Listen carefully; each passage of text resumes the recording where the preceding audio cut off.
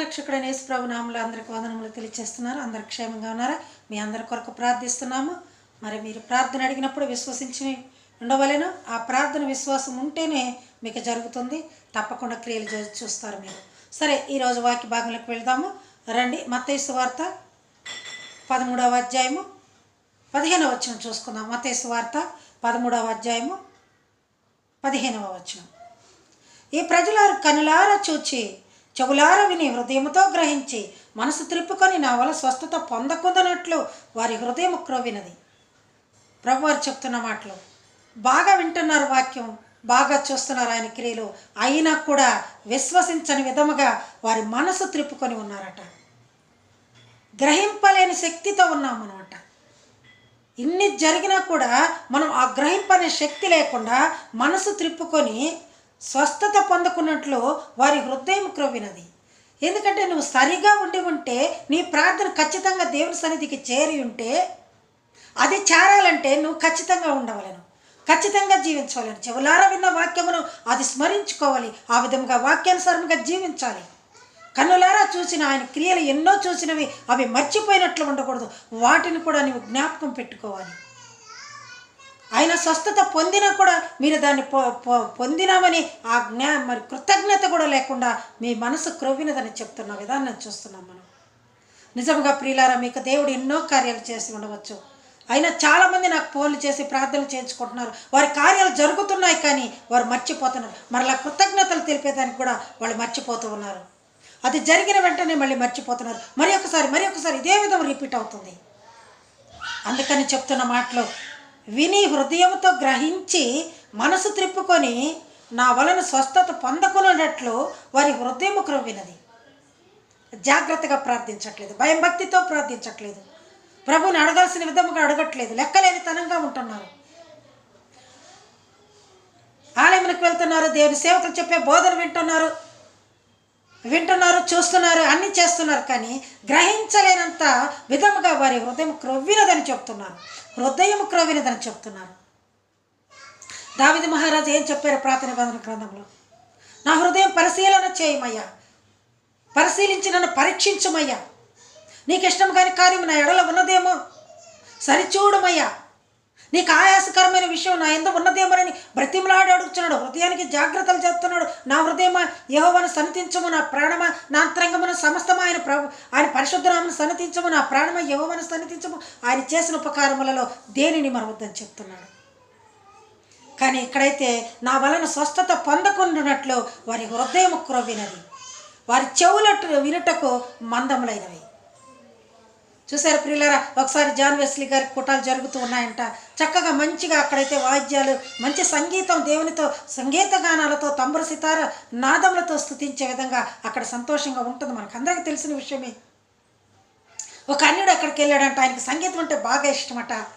బాగా ఇష్టమైనప్పుడు ఆయన వెళ్ళి అక్కడ కూర్చొని ఆ సంగీతాన్ని ఆహ్వాదిస్తున్నాడంట.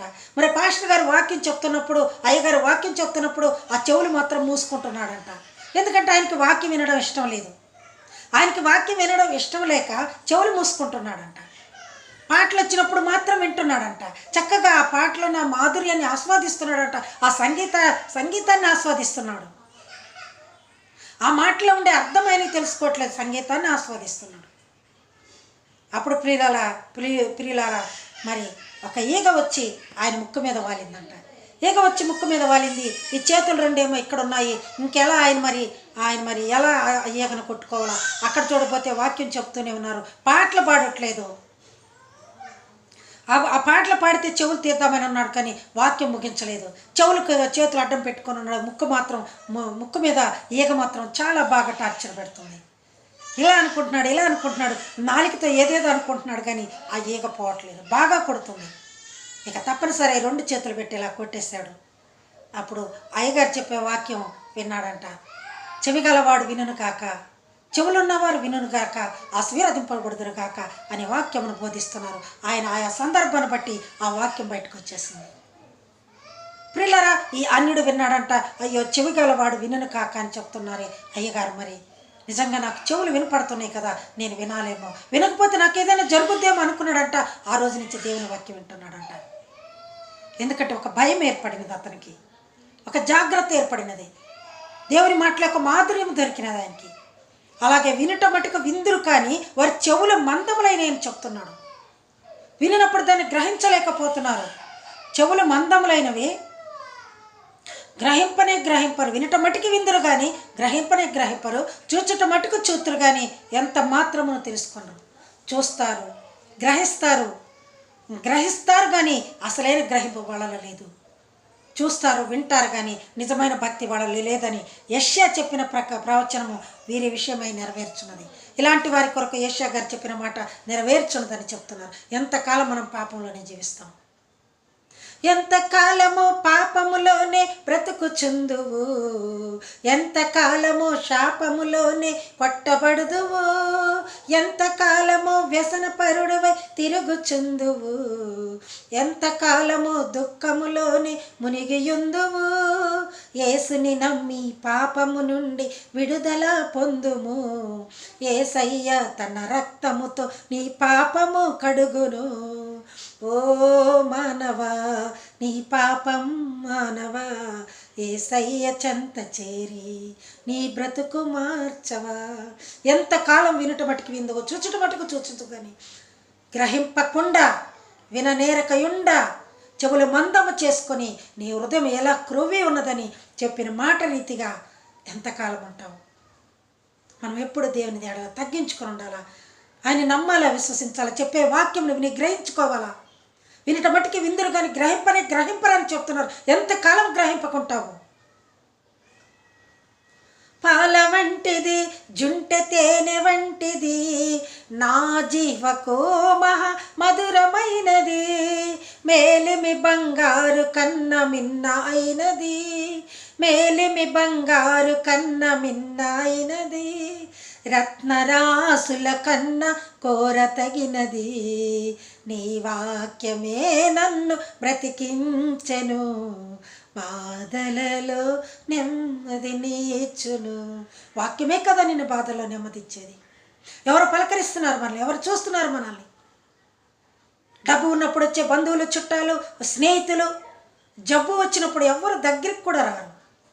ఎందుకంటే ఏమైనా డబ్బులు అడుగుతారేమో, ఎంతైనా మరి ఫైనాన్షియల్గా సపోర్ట్ చేయమని అడుగుతారేమో, ఎందుకు వచ్చింది ఈ బాధ అని చెప్పేసి వాళ్ళు వెళ్ళిపోతూ ఉంటారు. దగ్గర కూడా చూద్దాంలే, వెళ్ళాలి, ఇంకా వెళ్ళలేకపోతున్నాం, ఈరోజు తీరలేదు, రేపు వెళ్తాం, రేపు ఇలా చెప్తూ ఉంటారు.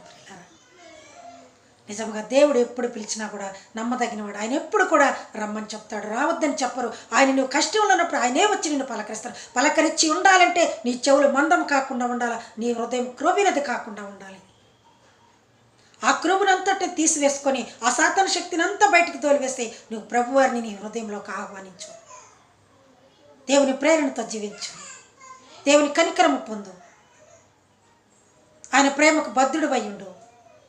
ఆయన ప్రేమలు ఎప్పుడు పొందేదానికి అవకాశమును కల్పించుకొని నీ హృదయమును కన్వీనియంట్గా అనుకూలంగా పెట్టుకొని ఉండు.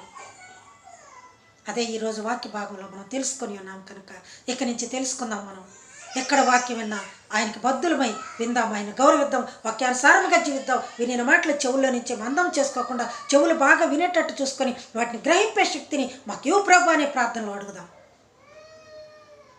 ఈరోజు నేను తీర్మానం చేసుకున్నాం, అంతరంగంలో పరిశీలించే దేవుడు నీవు ఖచ్చితంగా అడిగితే ఖచ్చితంగా చేసేదానికి ఇష్టపడి ఉంటాడు. అంతరంగమును పరిశీలించు యేసయ్యా, స్థిరమైన పునాదిని నాకు ఇవ్వుమా. అంతరంగమును స్థిరమైన పునాది నాకు ఇవ్వమని అడుగుదాం. మనం ఈరోజు విని బయటికి వెళ్ళి మర్చిపోకుండా ఆ వినే మాటని స్థిరంగా ఉంచుకునేదానికి స్థిరమైన పునాది మనలో ఉంచుదామని ఆయన అడుగుదాం. ఎక్కడ తప్పటడుగు పెడదు. గూడు లేని మన జీవితాలకి గూడునిచ్చింది ఆయనే కదా. ఎక్కడో ఉన్నాం, చిన్న వయసు నుంచి ఎన్నో కష్టాలు పడ్డాం. ఈరోజంతా సంతోషంగా ఉన్నామన్న రోజు ఎప్పుడైనా ఉన్నదా మనకి? రోజంతట్లో ఏదో ఒక చిన్న కష్టం, చిన్న డిస్టర్బెన్స్ అని మనకు ఉంటుంది. గూడు లేని గోవల దారి తప్పితే, గుండె చదరిన కోవిలనై మోగబోయితే, నీ గుండెలో దాచుమా, నీ గూటికే చేర్చుమా, నీ గుండెలో దాచుమా, నీ గూటికే చేర్చుమా. నా ప్రాణమా, నా క్షేమము నీవయ్యా, నా క్షేమమా, నా ప్రాణము నీవయ్యా, గూడులేని గువ్వల దారి తప్పితే, గుండె చదరిన కోవిలనై మోగబోయితే, నీ గుండెలో దాచుమా, నీ గూటికే చేర్చుమా. అడుగుదాం ప్రభుని, అయ్యా మా హృదయం క్రవ్వకుండా గూడులేని మమ్మల్ని నీ గుండెలో దాచుకోయ్యా, ఇప్పటి నుంచి మంచి గుండె మాకు సహాయం చేయమయ్యా అని అడుగుదాం. God bless you all. Thank you అనండి.